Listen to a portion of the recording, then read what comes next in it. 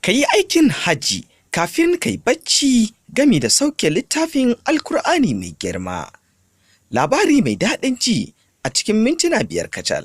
Manzon Allah tsira da amincin Allah su tabbata a gare shi ya ce da Sayyidina Aliyu radiyallahu anhu, ya Ali, ka yi waɗannan abubuwa guda 5 kafin ka kwanta bacci da daddare. Na ɗaya, ka ba da dinare guda 4,000 a matsayin sadaka kafin ka yi bacci. Na biyu, ka karanta Alkur'ani gaba ɗayansa kafin ka yi bacci. Na uku, ka biya diyyar kuɗin aljanna kafin baccinka. Na 4, ka saka mutane 2 farin ciki waɗanda suke gaba da juna kafin ka yi bacci.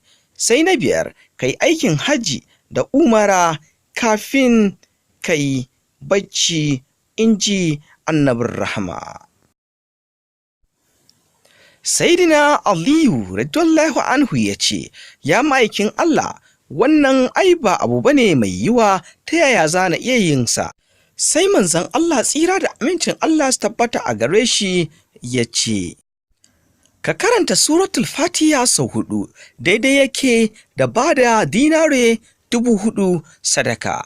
Ka karanta suratul Ikhlas, Qul huwallahu ahad ƙafa 3 daidai yake da karanta Alkur'ani dukkansa. Faɗan la haula wala quwwata illa billahi alil azim shi ma shine diyar aljanna. Faɗar astaghfirullah so 10 daidai yake da ka saka mutum 2 masu gaba da juna farin ciki.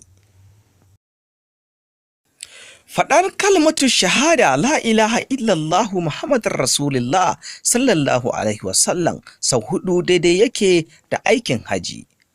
Bayan haka sai Sayyidina Ali radiyallahu anhu ya ce, ya ma'aikin Allah, yanzu kam zan iya yin dukkan waɗannan abubuwa kafin na kwanta bacci.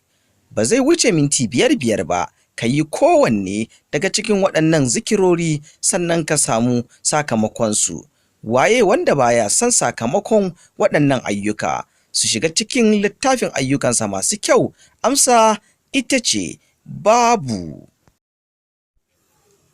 Zai zama abu mai kyau idan har ka tura wa muminai musulmai iya bakin ƙoƙarinka, saboda duk wanda ya aika da aikin alkhairi ko aiki mai kyau ba tantama zai samu ladansa da izinin Allah. Shawara, kar ka bari sai an jima, ka tura yanzu.